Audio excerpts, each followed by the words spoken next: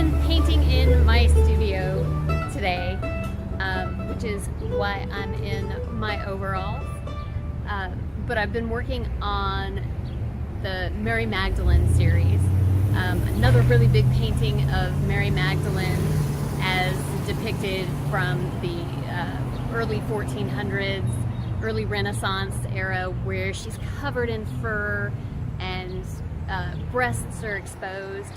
And as I worked, I started thinking about censorship and how fortunate I am to be a female artist in the time that I live in, and having the ability to create art that may have at other times been uncomfortable, that include nudity and exposed breasts.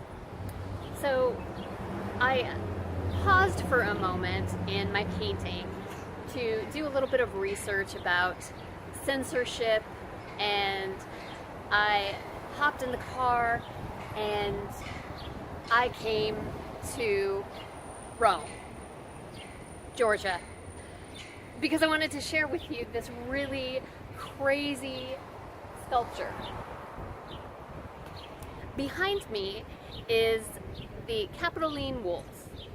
It is an exact replica of a statue that sits on a hill in Rome, Italy, and it features a she-wolf, and you can see the very prominent octet of teats on this she-wolf, and that she is nursing two cherub-like human babies. Now, if you don't know, this is actually the story of Rome. It is a sculpture of Romulus and Remus, who were protected by Mars by being passed out into the wilderness and adopted and cared for by a she-wolf. Now, at times, this very statue behind me has been problematic. It's had its fair share of controversy, and I guess we'll call it censorship. There have been times throughout history where this very statue has been, the babies have been diapered because they do have exposed penises. The teats have been covered, and it's a really interesting sculpture, interesting story,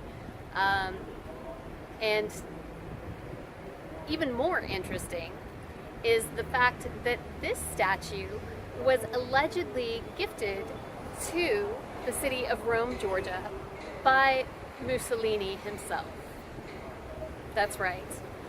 That's the story, which is a little problematic. Not in that Mussolini was not known for gifting copies of this statue, but Mussolini was known for gifting copies of this statue to more sympathetic countries, more sympathetic cities, to his cause. Rumor actually has it that this particular statue came from an Italian textile company that started here in Rome sometime in the 1920s, and they really couldn't display it at their mill because they really didn't feel like it appealed to the sensibilities of the South at the time. So it is rumored that they actually kind of fabricated a story that this was a gift from Mussolini himself. This statue was actually removed for many years for political reasons, but has been restored to its place here in front of City Hall since 1952, where it is now. Isn't she a beauty? But yes, this was my thought process today. Took a little